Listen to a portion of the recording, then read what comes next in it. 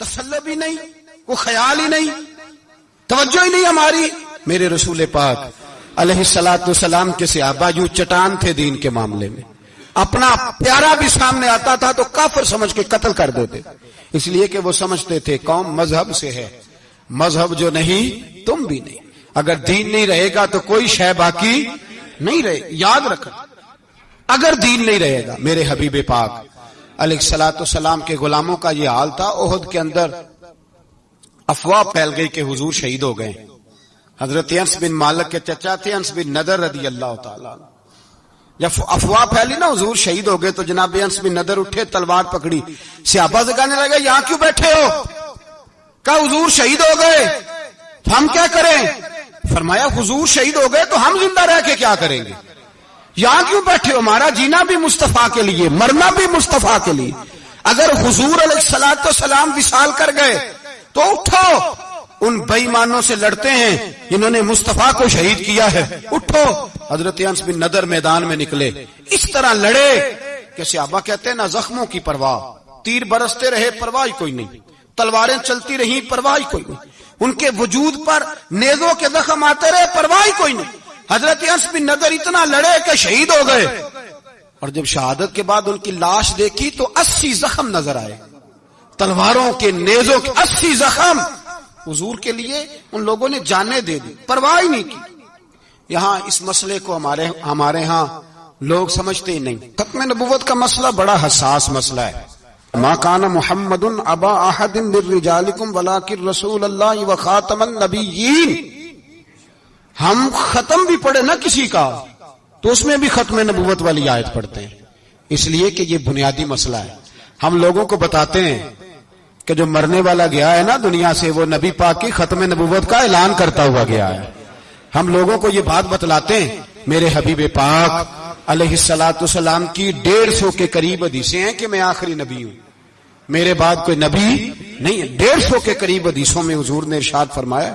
جگہ جگہ محبوب پاک نے وضاحت فرمائی کہ میں آخری نبی ہوں، میرے بعد کوئی نبی ہو سکتا. وضاحت. اور ہمارے علماء نے لکھا ہے جو دعویٰ کرے کہ میں نبی ہوں، اور جس بندے نے اس سے یہ کہا کہ چل کوئی دلیل دکھا، وہ بھی کافر ہو گیا.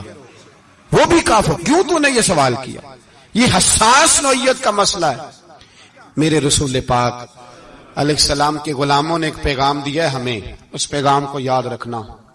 حضرت سعد بن ربیع رضی اللہ تعالیٰ عنہ کو احد کے میدان میں اتنے زخم لگے کہ اٹھا نہیں جاتا تھا. نبی پاک صلی اللہ علیہ وسلم نے فرمایا جاؤ کو میرے سعد بن ربیع کا پتہ کرو وہ کہاں ہے. صحابہ آئے تو فرماتے ہیں جب ہم ان کے پاس پہنچے تو ان کی روح پرواز کر رہی تھی.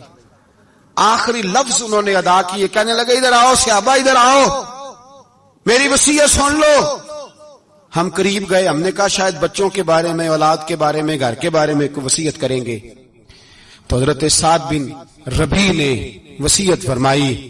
کہنے لگے جا کے نبی پاک کے غلاموں کو میرا پیغام دے دینا، جا کے امت مسلمہ کو میرا پیغام دے دینا کہ مسلمانوں اگر تم میں سے ایک بھی زندہ ہوا اور نبی پاک کی ناموس پر کوئی حرف آیا تو پھر اللہ کی بارگاہ میں تمہارا کوئی عذر قبول نہیں کیا جائے گا. یہ میدان احد میں سر سے لے کر پاؤں تک زخم لگے ہوئے ایک صحابی کا پیغام ہے امت مسلمہ کے نام.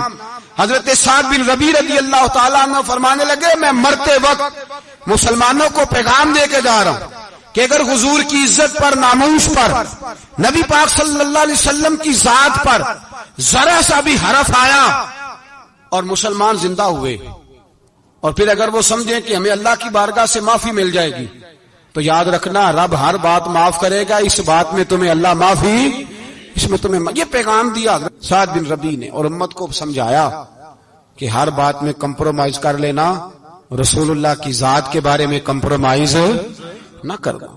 جب سے مرزائیوں کو ان سپر کافروں کو اقلیت قرار دیا گیا ہے، اس کے بعد کسی مرزائی کی عبادت گاہ جلائی ہے مسلمانوں نے؟ بولے کبھی کسی مرزائی کے ساتھ مسلمانوں نے کوئی ظلم کیا ہے بعد میں؟ ٹھیک ہے اپنی عبادت کر رہے ہیں جس طرح بھی کر رہے ہیں، باقی اقلیتیں بھی رہیں. کبھی دوبارہ علماء نے یہ تحریک چلائی ہے کہ انہیں پاکستان سے نکالو، یہ کیوں بستے ہیں یہاں؟ اقلیت ہے تو رہنے دو. جو بےمان ہے کافر ہے اسے گھسیٹ کے دین میں کیوں لاتے ہو جب وہ آنا نہیں چاہ رہا؟ انہوں نے اس کانے بےمان کو نبی مانا ہوا ہے، وہ اس کو پیغمبر مانتے ہیں، کبھی ذلی نبی مانتے ہیں، کبھی بروزی نبی مانتے ہیں، پوری دنیا میں نیٹ ورک بنایا ہوا ہے، ہر جگہ ڈنڈورا پیٹتے پھرتے ہیں۔ وہ کہتے ہیں خاتم النبیین کا معنی یہ ہے کہ نبی پاک تو مورے لگانے آئے ہیں، بڑے نبی آ سکتے ہیں۔ ان کا عقیدہ یہ ہے کہ مرزا مستقل نبی نہیں تھا، وہ حضور کا سایہ بن کے آیا تھا۔ وہ معاذ اللہ جس نبی کا اللہ پاک نے ظاہری حیات میں سایہ نہیں بنایا، یہ کانا سایہ بنے گا نبی پاک کا؟ اس بےمان کو وہ اپنا پیشوا مانتے ہیں۔ چلو چھوڑو، جو کافر کو اپنا پیشوا مانے وہ بندہ صحیح ہوتا ہے؟ چلو نبی نہ بھی مانے، پیشوا مانے، وہ صحیح ہوتا ہے؟ اتنے پکے بےمانوں اور کافروں کو تم لوگوں نے گنجائش دینے کے لیے صرف مغربی یہ جو بنانا چاہتے ہیں نا، یہ اپنے اوپر سے لیبل اتارنا چاہتے ہیں کہ نہیں جی نہیں، ہم تو سب کو لے کے، وہ تو کئی دفعہ کہہ چکے ہیں جی سارے اسی کو پکارتے ہیں۔ نہ، سارے اسی کو نہیں پکارتے، اس کو اگر صحیح پکارتے ہیں تو مسلمان پکارتے ہیں، باقی اس کو صحیح پکارتے کہ جھوٹ بولتے ہیں، ملاوٹ کرتے ہیں، شرک کرتے ہیں، کفر کرتے ہیں۔ اور اللہ کی بارگاہ میں کفر و شرک کی کوئی معافی، یہ دنیا کو بتانا چاہتے ہیں نہیں جی نہیں، ہم بڑے نرم ہیں، ہم بڑے ایسے ہیں۔ ہم کوئی نرم نہیں، کوئی نرم نہیں، ہم نرم ہیں رحماء بینہم۔ لیکن اگر عقیدوں کو چھیڑو گے، رسول اللہ کی عزت اور ناموس اور ختم نبوت کو چھیڑو گے، تو اقبال کہتے ہیں ہم بڑے نرم ہیں، اتنے نرم ہیں جیسے ریشم ہوتا ہے، ہو ہلکا ہے یاراں تو بریشم کی طرح نرم، اور رزم حق و باطل ہو تو فولاد ہے مومن۔ پھر ہم نرم نہیں، پھر ہمارے اندر بڑی سختی ہے، بڑی سختی۔ حضرت ابوبکر صدیق سب سے زیادہ نرم تھے، پر ختم نبوت کا معاملہ آیا تو سب سے زیادہ سخت حضرت ابوبکر صدیق ثابت ہوئے، سب سے زیادہ۔ ہم بڑے سخت ہیں، بڑے سخت۔ چیک نہ کیا کرو مسلمانوں کے ایمان کو، ٹٹولا نہ کرو۔ میری آپ سے بھی اپیل ہے کہ ایسے ہی کو بندہ اگر آپ کے گھر آ جائے نا اور آ کے کہے میں فلاں صاحب ہوں، تو روب میں نہ آیا کرو، اس سے پہلے پوچھا کرو یوں تو سید بھی ہو، مرزا بھی ہو، افغان بھی ہو، تم سبھی کچھ ہو، بتاؤ کہ مسلمان بھی ہو۔ بس کر دیں، اب بس کر دیں، ان لوگوں کے ہاتھ مضبوط کر دیں جو ہاتھ بڑھاتے ہیں تو نبی پاک کی ختم نبوت پہ ہی ڈال لیتے، ان کے ہاتھ مضبوط کرنے بند کرو، بند کرو ان ظالموں کے ہاتھ مضبوط کرنے۔ حضور آخری نبی ہیں، بولیے نبی پاک، سارے بولیے حضور۔ حضور کے بعد جو کسی اور کو نبی مانے وہ کل بھی کافر تھا، آج بھی، قیامت تک وہ، جو اس کے کفر میں شک کرے وہ بھی، جو مرزائی قادیانی کے کفر میں شک کرے وہ بھی کافر ہے۔ مر جائے تو مسلمانوں کے اس قبرستان میں اس کا دفن ہونا جائز ہے، مسلمان کا اس کے لیے تعزیت کرنا جائز ہے، مسلمان کا اس کے دل، اس کے حق میں نرمی پیدا کرنا جائز ہے نہیں، مسلمان کا اس شخص کے بارے میں کسی قسم کی گنجائش دینا جائز ہے۔ کل بھی کافر تھے، آج بھی کافر ہیں، قیامت تک کافر رہیں گے۔ مسلمان وہ رہے گا جو کہے گا کہ نبی کی ہر شان کو ہم مانتے ہیں، حضور خاتم النبیین ہے، زبان سے اقرار کرتے ہیں اور دل سے اس پر ایمان لاتے، وہ بندہ مسلمان رہے گا۔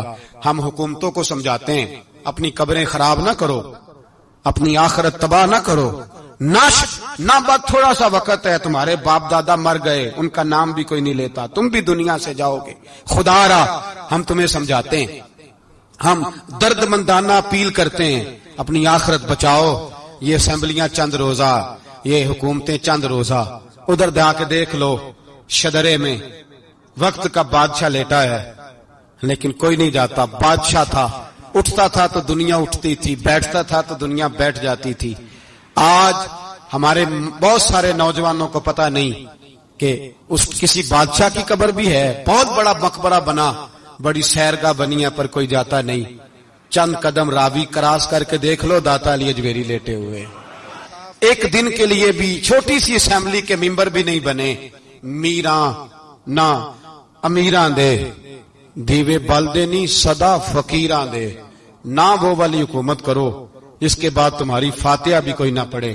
اور جا کے دیکھ لے داتا صاحب کی قبر کے چاروں جانب پھٹیاں لگی ہوئی ہیں، سارا دن ساری رات اللہ کا قرآن پڑھا جاتا ہے، دن رات وہاں درود پڑھے جاتے ہیں، ان کو اصالہ ثواب کیا جاتا ہے۔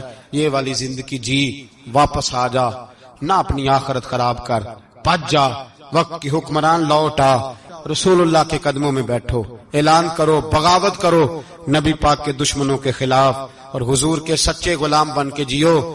اگر سچے غلام بنو گے تو حضرت عمر بن عبدالعزیز کی طرح تمہارے تذکرے ممبروں پہ رہیں گے، اور اگر غداری کرو گے، غداری، تو یزید کی طرح تمہاری اپنی اولادیں بھی تمہارا نام نہیں لیں گی، اپنی اولادیں بھی تمہارے تذکرے چھوڑ جائیں گی۔ یاد رکھنا، اللہ کی لاٹھی بڑی بے آواز ہے، کل من علیہ فان، فنا کر دیتا ہے ہر چیز کو۔ دعا ہے اللہ ہمیں سمجھنے کی توفیق عطا فرمائے۔